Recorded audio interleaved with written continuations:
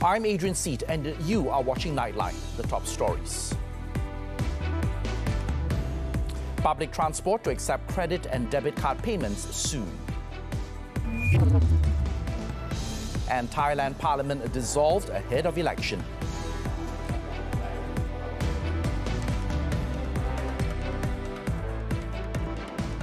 Thanks for joining us. Commuters may soon use their debit and credit cards for fare payments on public transportation in the country.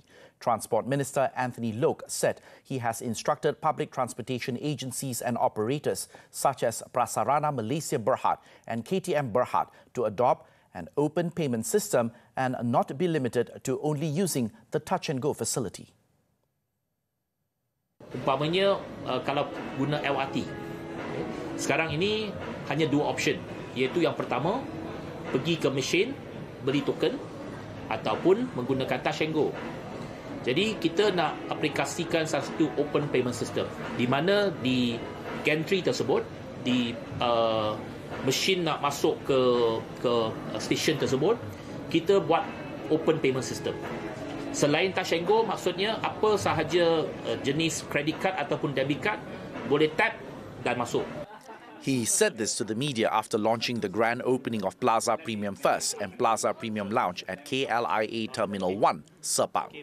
He added that the ministry had received complaints from the public that there are limited choices of payment options.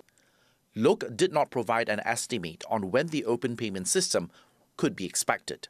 However, he said the implementation will take some time as operators will be required to integrate the system, adding that they are currently working on it. Meanwhile, Loke said that the ministry also took note of complaints from the public regarding a lack of available payment options, aside from the touch-and-go facility when travelling on the roads. The minister then said it was up to highway operators if they wish to implement a similar system. Soal tol itu terpulang kepada lembaga lebuh raya lah. Saya tak boleh jawab bagi pihak lembaga lebuh raya. His comments was in relation to an earlier statement made by Prime Minister Dato Sri Anwar Ibrahim on Sunday, who said the touch-and-go monopoly of the highway toll payments will be reviewed. Speaking during a youth dialogue session at the Youth Empowerment Fair at the Kuala Lumpur Convention Centre, Dato Sri Anwar had said the system has been in place for over 2 decades and appeared to have become technologically stagnant. Meanwhile, the Dewan Rakyat was told that a multi-lane free-flow toll system, or MLFF, is expected to be implemented nationwide in 2025. Deputy Works Minister Dato Sri Abdul Rahman Mohamad said studies on its usage would also begin in 2024 and projected to take between 1.5 to 2 years to complete. Jumlah trafik atau pergerakan yang melalui plaza tol di jaringan lebuh raya bertol di Malaysia adalah berjumlah 4 ke 5 juta. Oleh itu, kerajaan adalah komited dalam menambah baik mutu pengurusan lebuh raya, terutama dari segi sistem kutipan tol agar pengguna tidak perlu bersesak di plaza tol membuat bayaran tol. He said the letter of intent has already been issued to concessionaires to ensure the study can be done smoothly. He said this when winding up his ministerial replies on Budget 2023 at the committee stage in Dewan Rakyat on Monday. The MLFF is a barrier-free system that utilizes a gantry without designated booths or lanes, with a toll collected using radio frequency identification devices, RFID, that work together with an automated number plate recognition ANPR system. Dato Sri Abdul Rahman added that the MLFF was the future of toll collecting and travelling, in line with the Intelligent Transport System blueprint by the Works Ministry. Yang di-Pertuan Agong Al-Sultan Abdullah Riyatuddin Al-Mustafa Billah Shah and Raja Permaisuri Agong Tunku Aziza Amina Maimuna Iskandaria made history by gracing the 216th Police Day celebrations at the Kuala Lumpur Police Training Centre, Pulapol. The presence of Their Majesties, the King and Queen, marks the first royal attendance in the history of the ceremony. Present were Prime Minister Dato Sri Anwar Ibrahim, Deputy Prime Minister Dato Sri Fadila Yusof, Home Minister Dato Sri Saifuddin Nasution Ismail, and Inspector General of Police, Tan Sri Akil Sani Abdullah Sani. Al Sultan Abdullah inspected a Guard of Honor parade mounted by 102 members of the Federal Reserve Unit of the Royal Malaysia Police, PDRM, led by Commanding Officer DSP Muhammad Zulfadli Zulkifli. The King and Queen were also accorded the Royal Salute, accompanied by a flypast of 3 helicopters carrying the Jalur Gemilang and the flag of Sang Saka Biru. In a statement shared on the Istana Negara's social media account, the Yang di-Pertuan Agong also expressed his deep appreciation to the members of PDRM for their devotion and service in carrying out their duties in preserving the peace of the country. The IGP in his speech said the prosperity enjoyed now is the result of the sacrifices of past warriors to ensure the sovereignty of this nation. Dengan mengekalkan tema polis dan masyarakat berpisah tiada, seluruh warga polis Kerajaan Malaysia akan sentiasa sedia berkhidmat dan berdiri teguh di bawah naungan panji-panji Sang Saka Biru untuk memikul tanggungjawab dan keamanan bagi mengekalkan keselamatan, keamanan dan kesejahteraan masyarakat. Also present was Media Prima Group Chairman Dato Sri Dr. Syed Hussein Al-Junaid. Singapore President Halimah Yacob arrived in Malaysia on Monday for a 3-day state visit until March 22nd. This is her return visit on the invitation of the Yang di-Pertuan Agong, Al Sultan Abdullah Riyatuddin Al Mustafa Billah Shah, who visited Singapore in October 2022. Halimah and the Singaporean delegation, including Minister in the Prime Minister's Office and Second Minister of Education and Foreign Affairs, Dr. Muhammad Maliki Osman, arrived at KLIA at 10:20 a.m. On arrival, Halimah and her delegation were greeted by the Women, Family and Community Development Minister, Dato Sri Nancy Shukri. Halimah was accorded a ceremonial Guard of Honor mounted by the 1st Battalion of the Royal Ranger Regiment led by Captain Muhammad Akmal Hakim Sabaruddin. According to a Wisma Putra statement, the visit is to further strengthen the good relations and cooperation between the two countries in various fields. Singapore was Malaysia's second-largest global trading partner and the largest amongst ASEAN countries in 2022, with a total trade amounting to 367.53 billion ringgit, an increase of 29.4% compared to the recorded value in 2021. Tabung Haji will continue to provide financial assistance to targeted Hajj pilgrims, even though the full cost of performing the Hajj has increased to 30,850 ringgit this year compared with 2,632 ringgit last year. Its Group Managing Director and Chief Executive Officer, Dato Sri Amrin Awaluddin, said 400 million ringgit has been allocated for the Hajj Financial Assistance, or Hafiz, for the B40 and the M40 groups' first-time pilgrimage.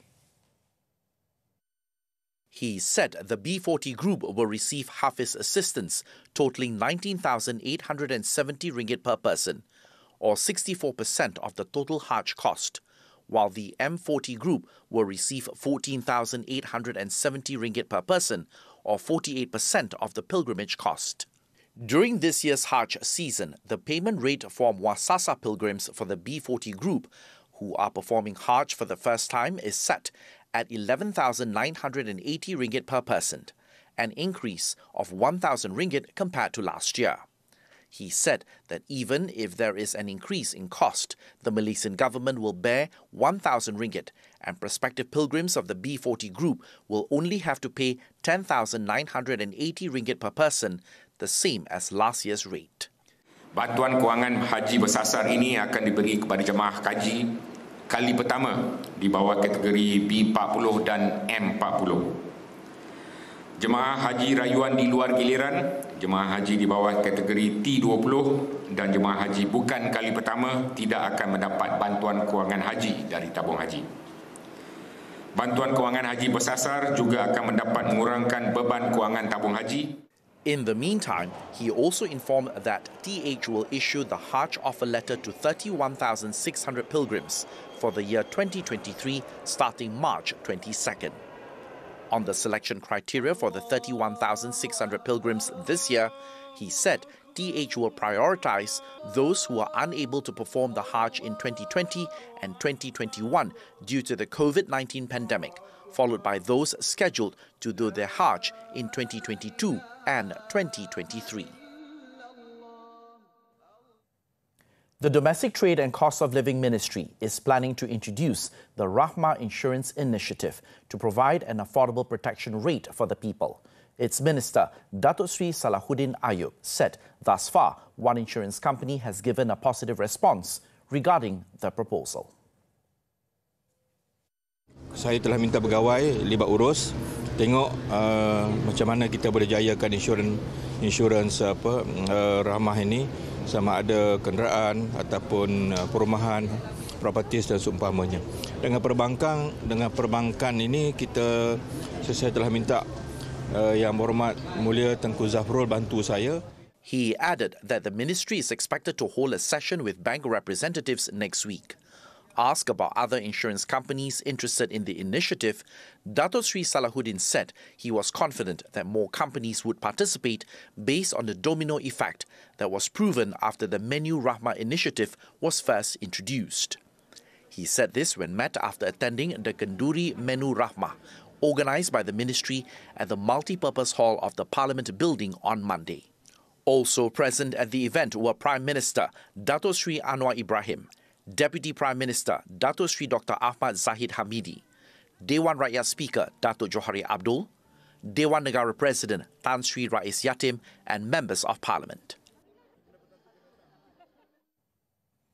Campsites nationwide have to be legalised following the landslide that claimed 31 lives at 3 unlicensed campsites in Batangkali, Selangor at the end of last year. Deputy Local Government Development Minister Akmal Nasrullah Nasir said that the legalization is a process to ensure existing operators are registered with the local government authority. Ada 3 kerangka, iaitu pertama kita nak seragamkan tata kelola dan proses perundangan berkaitan kelulusan pembangunan tapak perkhemahan. Jadi supaya benda ini diseragamkan, sebab itu libat urus telah diadakan. Kedua, perancangan tapak perkhemahan seperti lokasi tapak perkhemahan itu perlu ada kemudahan asas dan utiliti yang kena sedia. Dan ketiga itu secara asasnya adalah panduan untuk kita pengurusan dan operasi tapak perkhemahan. Akmal also said that the Selangor state government has already rolled out a legalization program for campsite operators who have been in operation prior to March 15th. He hoped other state governments would carry out a similar legalization process to ensure campsites are safe for public use. The early morning incident at the Father's Organic Farm campsite on December 16th claimed the lives of 31 people. Another 61 victims who were trapped in the landslide were pulled out safely during the search and rescue operation. The Home Ministry will leave it to the Malaysian Anti-Corruption Commission, MACC, to investigate ministry's officers suspected of being involved in the alleged misappropriation of a sukuk agreement worth 596 million ringgit. Its Minister Datuk Sri Saifuddin Nasution Ismail said that MACC should be given ample space to carry out its responsibilities in accordance with the law. Jadi buat saya yang menerajui KDN, itu adalah ruang tugas dan ruang tanggungjawab SPRM. Mereka harus diberikan ruang seluas-luasnya untuk menunaikan tanggungjawab mereka mengikut lunas undang-undang. Datuk Sri Saifuddin said this to reporters after attending the 216th Police Day celebrations at the Kuala Lumpur Police Training Centre. On Wednesday, the MACC arrested 4 individuals, including the company's director and chief financial officer, to assist in the investigation into irregularities in the sukuk agreement related to the project for the registration, recruitment and biometric data storage of foreign workers in a ministry. All the suspects, aged between 40 and 55, were detained at the MACC headquarters in Putrajaya.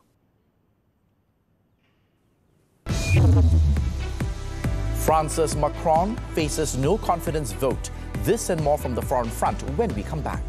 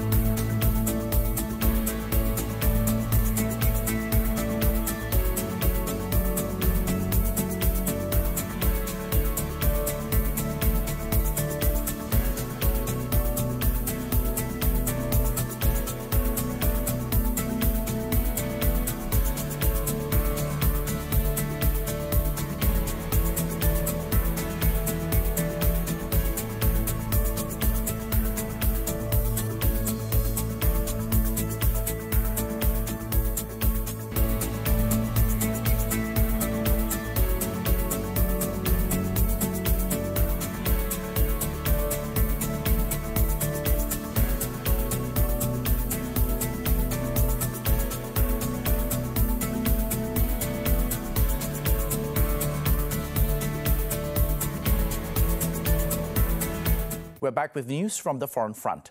Thailand Prime Minister Prayut Chan-o-cha has dissolved parliament on Monday, paving the way for a general election to be held in May as the former coup leader seeks to extend army-backed rule. An announcement in the Royal Gazette stated that an election must be held between 45 and 60 days after the dissolution of parliament, which means that the polls will take place between May the 4th and 19th. The exact date has yet to be announced, but Deputy Prime Minister Wisanu Krenyam on Monday said it would likely be held on May 14th if the House was dissolved on Monday. The vote pits unpopular former Army Chief Prayut, who came to power in a 2014 purge against the daughter of former Premier Thaksin Shinawatra, who is the front runner to be the Prime Minister in opinion surveys, with her support jumping 10 points to 38.2% in a poll released over the weekend. Thailand held its previous election on March 24, 2019, marking a transition from nearly 5 years of military regime towards re-establishing a democratically elected government. French President Emmanuel Macron will face votes of no confidence on Monday after his decision to force through unpopular pension reforms sparked protests across the country and criticisms from lawmakers. The French government previously triggered special constitutional powers to push through the controversial legislation to raise the age of retirement from 62 to 64 for most workers. Following this, lawmakers have filed 2 motions of no confidence against the Prime Minister, one from a grouping of small parties and one from the National Rally, a far-right party. In order to be successful, the majority of sitting lawmakers, 287 of them, would need to vote in favour. However, the move to oust Macron's government is believed to be unlikely to succeed, since the pension reforms also have the support of the Republican Party, making it harder for the rest of the opposition parties to get the absolute majority needed. Chinese leader Xi Jinping arrived to meet Russian President Vladimir Putin in Moscow on Monday in a political boost for the isolated Russian president after the International Criminal Court charged him with war crimes in Ukraine. China has billed the trip as a journey of friendship, cooperation and peace, amid a push from Beijing to frame itself as a key proponent for the resolution of the conflict. During his visit, Xi will have in-depth exchanges of views with Putin over bilateral relations and major international and regional issues of common concern. Ukraine is expected to be a key point of discussion during Xi's 3-day visit that will be closely watched for any potential impact on an entrenched conflict that has killed tens of thousands and triggered a mass humanitarian crisis. Police in Pakistan have arrested dozens of supporters and aides of former Prime Minister Imran Khan on Monday in raids within 2 cities as part of a crackdown on those involved in recent clashes with security forces. Supporters of Khan's party clashed with police in the city of Lahore last week as they attempted to arrest him at his home, and later with police in Islamabad as he arrived to appear before a court on Saturday. According to Khan's aide, Monday's arrest brought in a total of 285 Pakistan Tehreek-e-Insaf (PTI) supporters to have been arrested in Lahore and Islamabad. Police in both Lahore and Islamabad confirmed the raids and the arrest of the PTI supporters. Clashes between Khan's supporters and the security forces have brought a new round of political chaos to Pakistan, which is in the midst of a crippling economic crisis.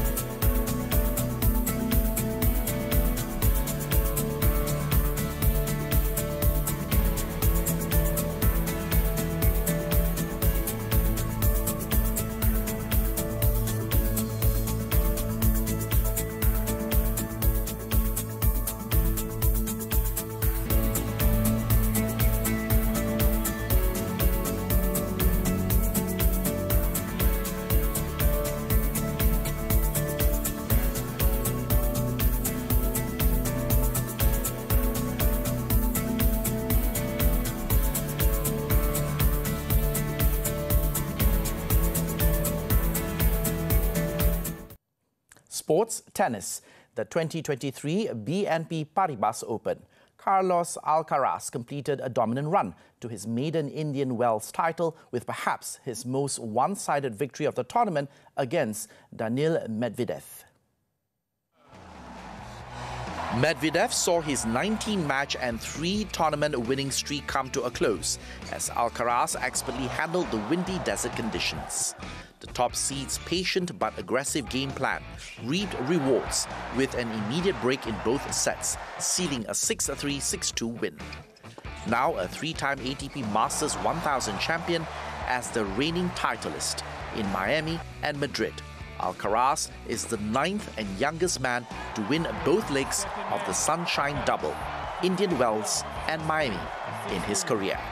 The 19-year-old Spaniard will also return to world number 1 in the ATP rankings behind his trophy triumph. Turning to football, the German Bundesliga. Bayern Munich missed the chance to return to the top of the table after they were beaten by 2 VAR-assisted penalties in a 1-2 loss at Bayern Leverkusen.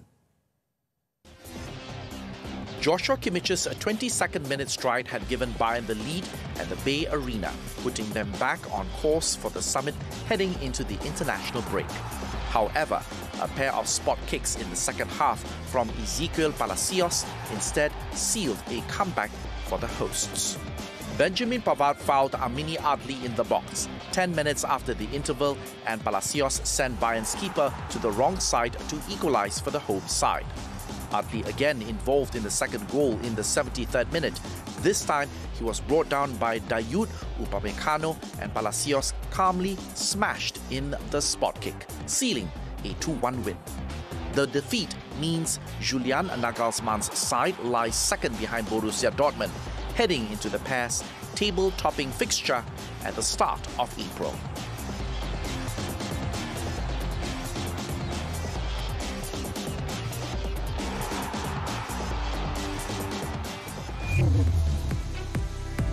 Coming right up, Jana Wibawa case, Datuk Roy released from remand and out on bail.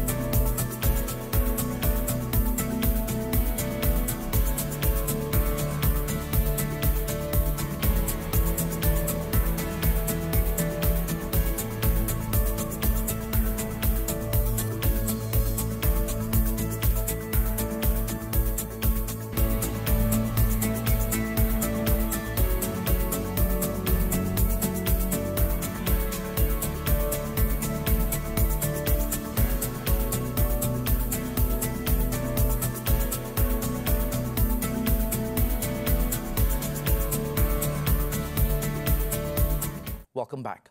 A man known as Datuk Roy and a former deputy court registrar who were remanded to assist the investigations into the Jana Wibaya scandal have been released on bail by the Malaysian Anti-Corruption Commission MACC.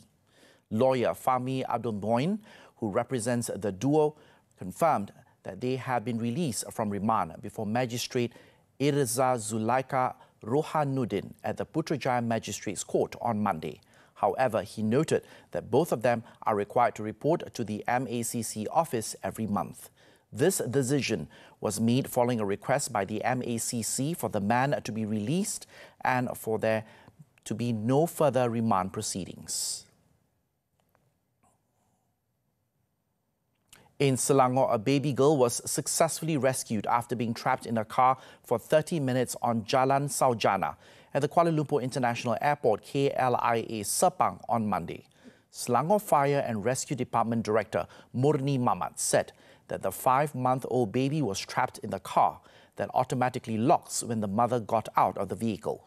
He said that a team from the KLIA Fire and Rescue Station were deployed immediately after they were alerted about the incident at 1:23 p.m. Murni stated the firefighters were able to open the car door within 5 minutes by using a special equipment. The victim did not suffer any injuries and was handed over to her mother.